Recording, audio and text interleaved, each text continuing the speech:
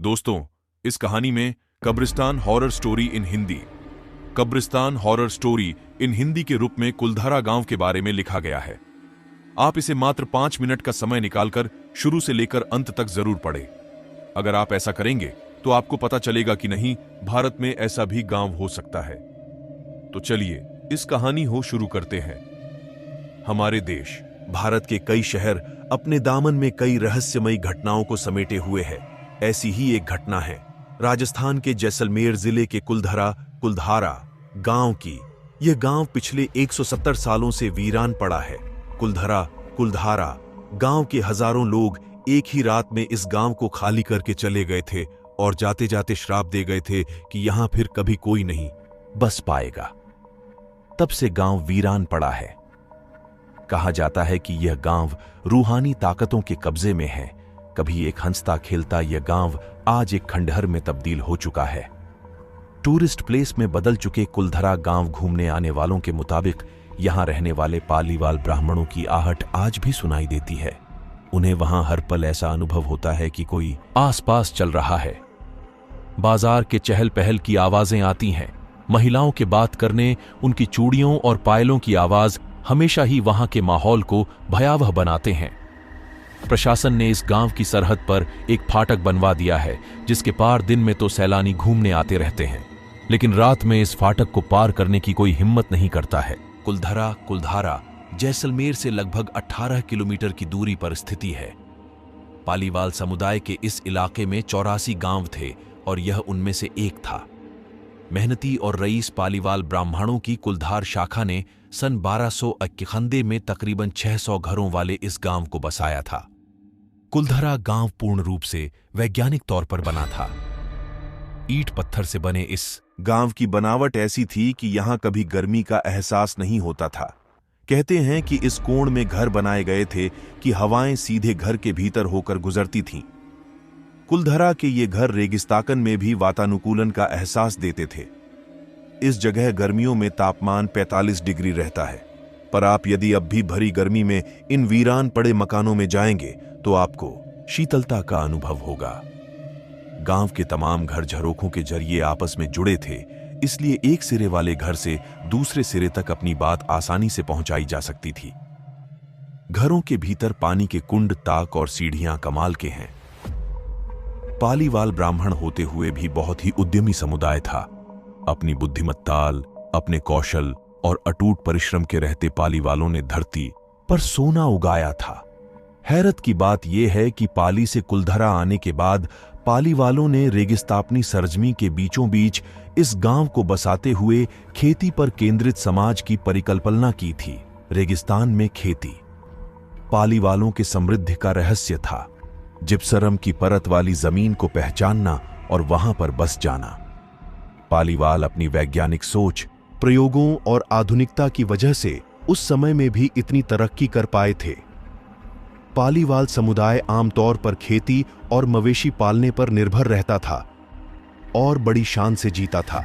Gypsum की परत बारिश के पानी को जमीन में अवशोषित होने से रोकती और इसी पानी से पालीवाल खेती करते, और ऐसी वैसी नहीं बल्कि जबरदस्तम फसल पैदा करते।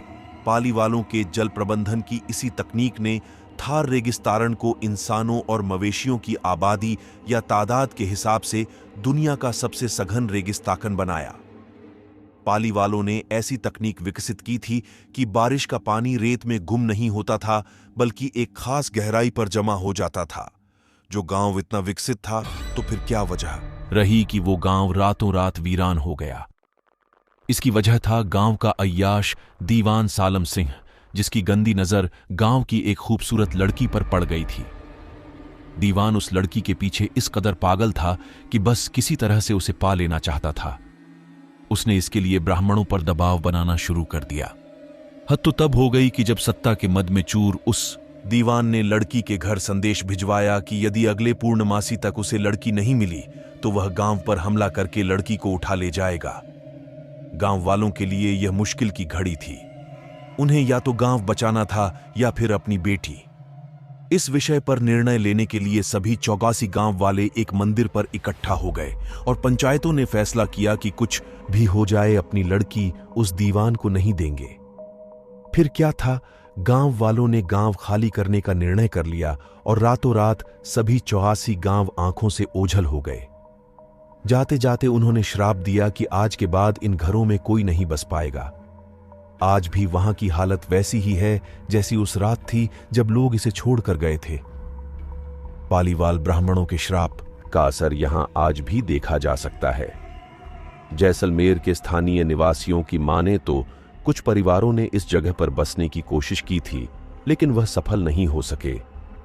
स्थानीय लोगों का तो यहां तक कहना है कि कुछ परिवार ऐसे भी हैं जो वहां गए जरूर लेकिन लौट कर नहीं आए। उनका क्या हुआ, वे कहां गए, कोई नहीं जानता। पर्यटक यहां इस चाह में आते हैं कि उन्हें यहां दबा हुआ सोना मिल जाए। इतिहासकारों के मुताबिक पालीवाल ब्राह्मणों ने अपनी संपत्ति, जिसमें भारी मात्रा में सोना चांदी और हीरे जवाहरात थे, उसे जमीन के अंदर दबा रखा था। यही वजह है कि जो कोई भी यहां आता है वह जगह जगह खुदाई करने लग जाता है, इस उम्मीद से कि शायद वह सोना उनके हाथ लग जाए। यह गांव आज भी जगह जगह से खुदा हुआ मिलता है। मई 2013 में दिल्ली से आई भूत प्रेत व आत्माओं पर रिसर्च करने वाली पैरानॉर्मल सोसाइटी की टीम ने कुलधारा गांव में बिताई रात। टीम ने माना कि यहां कुछ न कुछ असामान्य जरूर है। टीम के एक सदस्य ने बताया कि विजिट के दौरान रात में कई बार मैंने महसूस किया कि किसी ने मेरे कंधे पर हाथ रखा। जब मुड़कर देखा तो वहां कोई नहीं था। पैरानॉर्मल सोसाइटी के उपाध्यक्ष अंशुल शर्मा ने बताया था कि हमारे पास एक डिवाइस है जिसका नाम गोस्ट बॉक्स है। इसके माध्यम से हम ऐसी जगहों पर रहने वाली आत्माओं से सवाल पूछते हैं। कुलधरा में भी ऐसा ही किया, जहां कुछ आवाजें आईं तो कहीं असामान्य रूप से आत्माओं ने अपने नाम भी बताए। शनिवार 4 मई की रात्रि में जो टीम कुलधरा गई थी, उनकी गाड़ियों पर बच्चों के हाथ के निशान मिले। टीम के सदस्य जब कुलधारा गांव में घूमकर वापस लौटे तो उनकी गाड़ियों के कांच पर बच्चों के पंजे के निशान दिखाई दिए। तो दोस्तों, उम्मीद करते हैं कि आपको ये रहस्यमयी और खतरनाक कब्रिस्तान हॉरर स्टोरी इन हिंदी कब्रिस्तान हॉरर स्टोरी इन हिंदी कहानी पढ़ने में मजा आया होगा। अगर आपको यह कहानी पसंद आया है तो आप इसे शेयर जरूर करें।